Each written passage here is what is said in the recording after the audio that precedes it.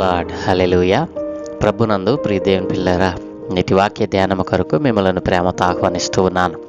నేటి వాక్య ధ్యానముగా 80వ కీర్తన మొదటి నుండి చదువుకుంటూ దేవుని వాక్యాన్ని ధ్యానం చేసుకుందాం.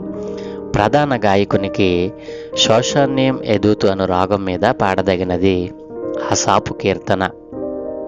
ఇశ్రాయేలునకు కాపరి చెవియొగ్గుము, మందవలె యేసోపును నడిపించువాడా, కెరూబుల మీద ఆసీనుడైన వాడా ప్రకాశింపుము. ఎఫ్రాయిము, బెన్యామీను, మనష్షే అని వారి ఎదుట నీ పరాక్రమమును మేల్కొలిపి మమ్మను రక్షింపరమ్ము. దేవా, శరలో నుండి మమ్మను రప్పించుము. మేము రక్షణ నొందునట్లు నీ ముఖకాంతి ప్రకాశింపజేయము. యెహోవా, సైన్యములకు అధిపతియగు దేవా, నీ ప్రజల మనవి ఆలకింపక నీవెన్నాళ్ళు నీ కోపము పొగరాజనిచ్చెదవు. కన్నీళ్లు వారికి ఆహారముగా ఇచ్చుచున్నావు, విస్తారమైన కన్నీళ్లు నీవు వారికి పానముగా ఇచ్చుచున్నావు. మా పొరుగు వారికి మమ్ము కలహ కారణముగా చేయుచున్నావు. ఇష్టము వచ్చినట్లు మా శత్రువులు మమ్మను అపహాస్యము చేయుచున్నారు. సైన్యములకు అధిపతియగు దేవా, చెరలో నుండి మమ్ము రప్పింపుము. మేము రక్షణ నొందునట్లు నీ ముఖకాంతి ప్రకాశింపజేయము. నీవు ఐగుప్తులో నుండి ఒక ద్రాక్షవల్లిని తెచ్చితివి, అన్యజనులను వెళ్ళగొట్టి దానిని నాటితివి. దానికి తగిన స్థలము సిద్ధపరిచితివి. దాని వేరు లోతుగా పారి అది దేశమంతటా వ్యాపించెను. దాని నీడ కొండలను కప్పెను. దాని తీగెలు దేవుని దేవదారు వృక్షములను ఆవరించెను. దాని తీగెలు సముద్రము వరకు వ్యాపించెను. యూఫ్రటీసు నది వరకు దాని రెమ్మలు వ్యాపించెను. త్రోవను నడుచు వారందరూ దాన్ని తెంచివేయునట్లు దాని చుట్టూనున్న కంచెలను నీ వేళ పాడు చేసేటివి. అడవి పంది దాన్ని పెకిలించుచున్నది, పొలములోని పశువులు దానిని తినివేయుచున్నవి. సైన్యములకు అధిపతియగు దేవా, ఆకాశముల నుండి మరలా చూడుము. ఈ ద్రాక్షవల్లిని దృష్టించుము. నీ కుడి చేయి నాటిన మొక్కను కాయము. నీ కొరకు నీవు ఏర్పరచుకొనిన కొమ్మను కాయము. అది అగ్ని చేత కాల్చబడి ఉన్నది, నరకబడి ఉన్నది. నీ కోపదృష్టి వలన జనులు నశించుచున్నారు. నీ కుడి చేతి మనుష్యునికి తోడుగాను, నీ కొరకై నీవు ఏర్పరచుకుని నరునికి తోడుగాను నీ బాహుబలము ఉండునుగాక. అప్పుడు మేము నీ యొద్ద నుండి తొలగిపోము. నీవు మమ్మను బ్రతికింపుము. అప్పుడు నీ నామమును బట్టి మేము మొరపెట్టుదుము. యెహోవా, సైన్యములకు అధిపతియగు దేవా, చెరలో నుండి మమ్ము రప్పించుము. మేము రక్షణ నొందునట్లు నీ ముఖకాంతి ప్రకాశింపచేయము. ఆమెన్. ప్రభునందు ప్రియదేని పిల్లరా, చదువుకునబడిన లేఖ నిమిత్తమే ప్రార్థన చేద్దాం.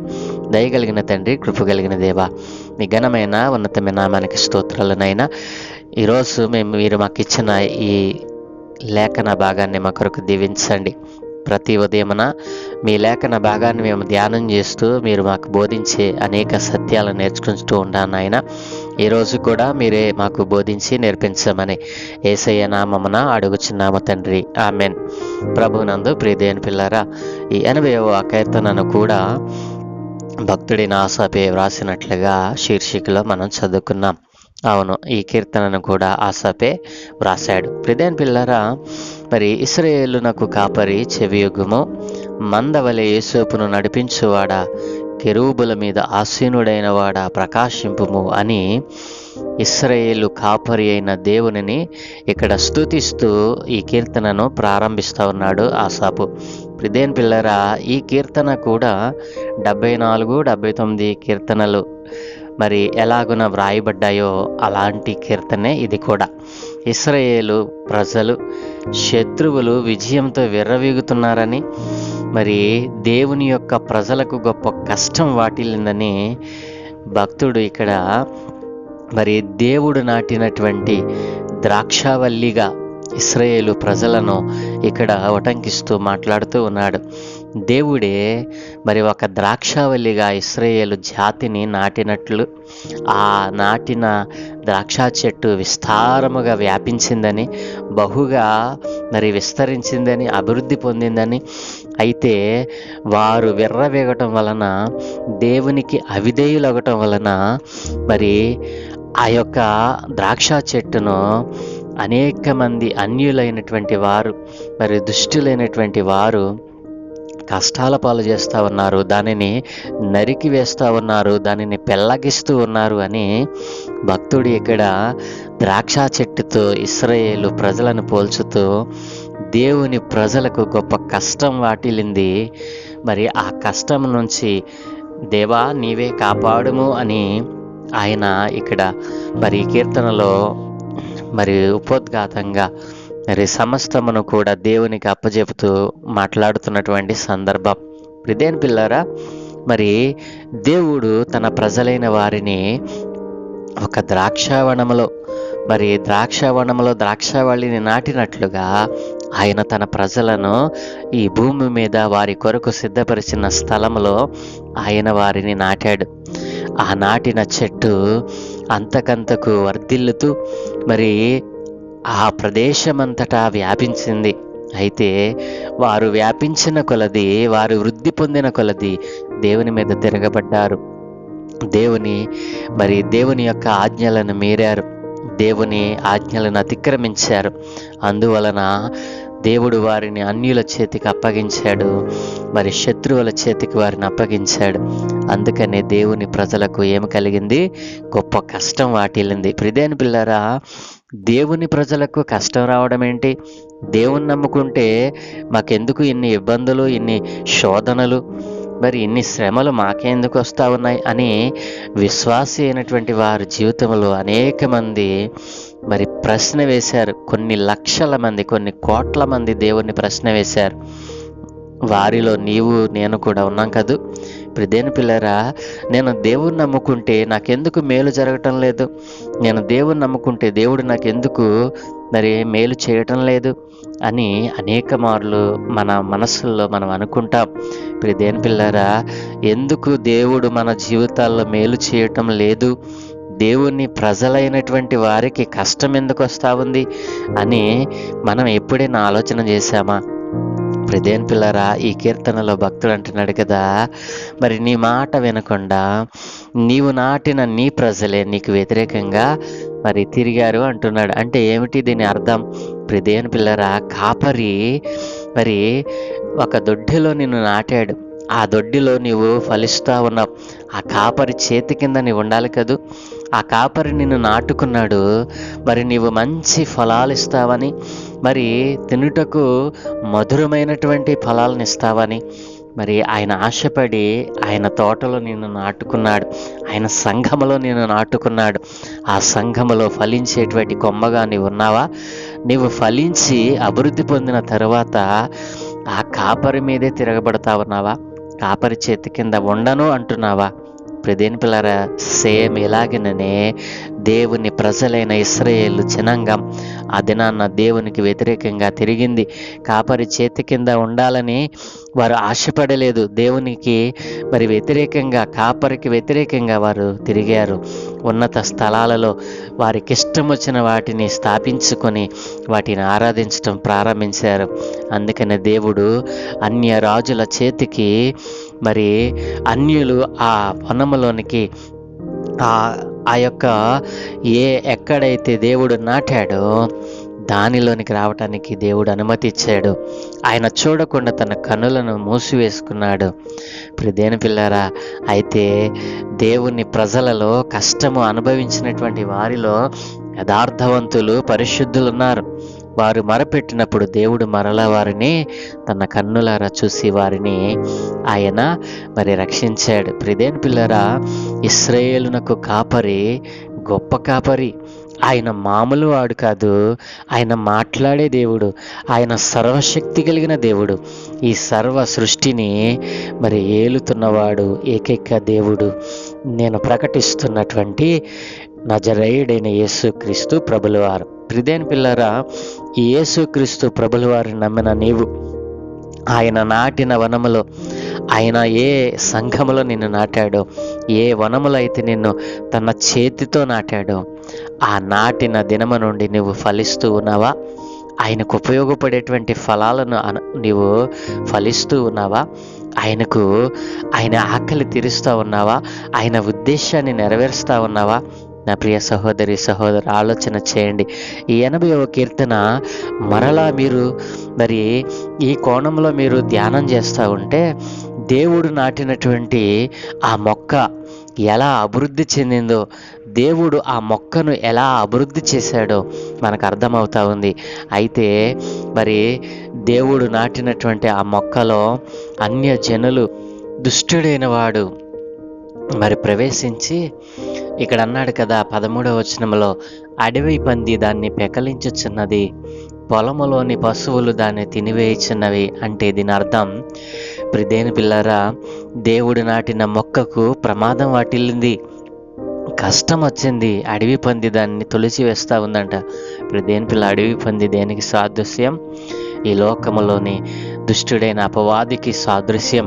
అనేక మంది అడవి పందుల్లాగా ఈ రోజున దేవుని పిల్లలైన వారిపై పడుతూ మరి దేవుని సువార్తను అడ్డుకుంటూ ఉన్నారు. ప్రియదేని పిల్లరా, కాపరి చేతి కింద లేకపోతే ఎంత ప్రమాదమో మరి ఈ 80వ కీర్తనలో భక్తుడైన ఆసాపు వివరిస్తూ ఉన్నాడు. ఆయన ప్రజలైన వారు మరి కష్టములో ఉన్నారు. కష్టము నష్టము వారికి వాటిల్లుతూ ఉంది. నిత్యము వారు రోధిస్తూ ఉన్నారు. ఎందుకు ఈ కష్టం వచ్చింది? కాపరి చేతి కింద వారు లేకపోవడం. ఆయన ముఖ కాంతిని వారు చూడలేకపోయారు. ఆయన ముఖ కాంతి ప్రకాశించినప్పుడు వారు వర్ధిల్లారు. ఎప్పుడైతే అవిధేయత వారిలోనికి వచ్చిందో వారు వెంటనే ఆ యొక్క దేవుని ముఖ కాంతిలో నుండి వారు తోలివేయబడ్డారు. వారికి వారే వేరైపోయారు. అందుకని వారికి కష్టం వచ్చింది. అందుకే భక్తుడు అంటున్నాడు కదా, దేవుని పిల్లల ఆలోచన చేయండి. నీ కొరకై నీవు ఏర్పరచుకొని నరునికి తోడుగాను నీ బాహుబలమును మరి తోడుగా పంపించు. నీ కుడి చేత మనుషునికి తోడుగాను మరి నీ బాహుబలమును వారికి రక్షణగా పంపించు. అప్పుడు వారు నీ యొద్ద నుండి తొలగిపోరు. నీవు వారిని బ్రతికించు. అప్పుడు నీ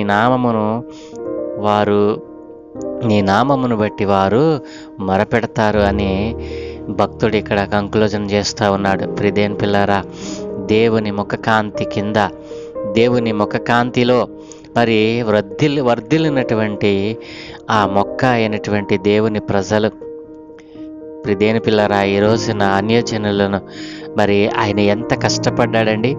అన్యజనులను సహితము మరి వారిని తోలివేసి అన్యజనులను ఆ వనములో లేకుండా మరి దేవుని ప్రజలను నాటాలని ఆ ప్రాంతంలో ఉన్నటువంటి మరి అన్య మొక్కలన్నిటినీ కూడా ఆయన ఏం చేశాడు?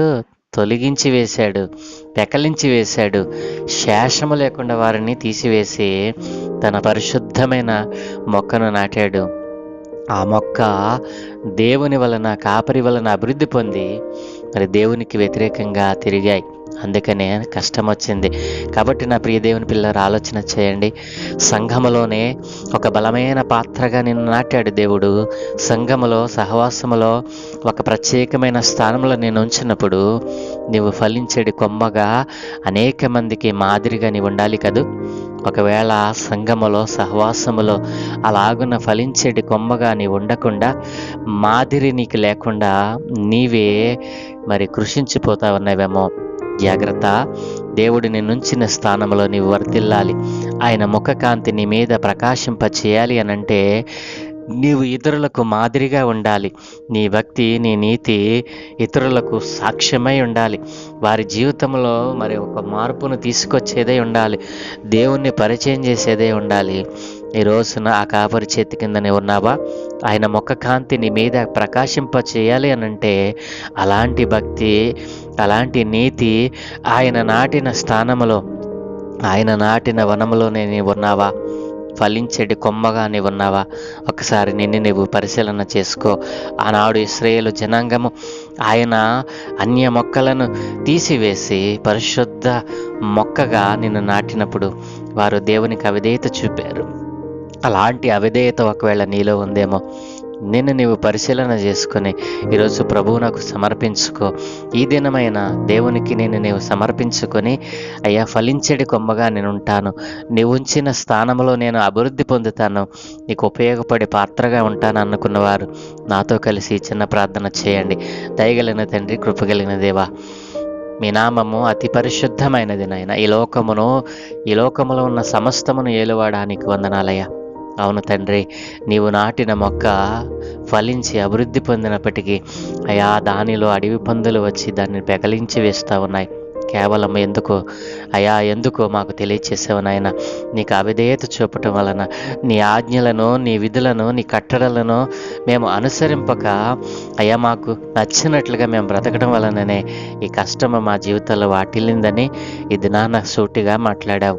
అవును తండ్రి, నీ ప్రజలైన వారికే నైనా నీవు నీ ముఖ కాంతిని నాయన ప్రకాశింప చేయకుండా అడ్డు పెట్టావు అయ్యా. ఈ రోజున నీ ముఖ కాంతిలో మేము లేకుండా, నీ చేతి కింద నీ కాపరత్వంలో మేము లేకుండా నాయన మమ్మల్ని మేము చెడగొట్టుకుంటూ ఉన్నాము, మా జీవితాలను వ్యర్థపరుచుకుంటూ ఉన్నాము నాయన. ఒక్క క్షణము కూడా నాయన నీకు సమయాన్ని కేటాయించలేని వారిగా అయ్యా నీ కాపరత్వంలో మేము లేకుండా తొలగిపోతా ఉన్నాము నాయన. అయ్యా మాలో నైనా ఏ దుష్టుడైతే ఈ విషపు విత్తనాన్ని నాటాడో ఆ విత్తనాన్ని నైనా ఇదిగో నీ వాక్యము ద్వారా చంపివేసి నూతనమైన మొక్కగానైనా ఫలించడి కొమ్మగా మేము మారటానికి కృప చూపమని, అయా నీకు వ్యతిరేకంగా మేము జీవించి ఏ మేలును అనుభవించలేమని గుర్తించిన వారమై అయా నీ సత్య సువార్తను అయా మేము పొందుకున్న రక్షణను అనేక మందికి ప్రకటించేవారిగా మారతామని నీ సన్నిధిలో తీర్మానం చేస్తూ ఈ దినం మాకు ఇచ్చినందుకే మీకు స్తోత్రాలు చెల్లిస్తూ ఉన్నాం. ఘనత, మహిమ, ప్రభావాలు మీరే పొందుకోమని ఈ దినమే చేపలన్నిటిపై మీకు అనుదృష్టి ఉంచి మీ దోతల కాపుదలను అనుగ్రహించి మీరే మహిం పొందుకోమని యేసయ్య దివ్యనామమున ప్రార్థించి వేడుకుంటూ ఉన్నాము తండ్రి. Amen, amen, amen.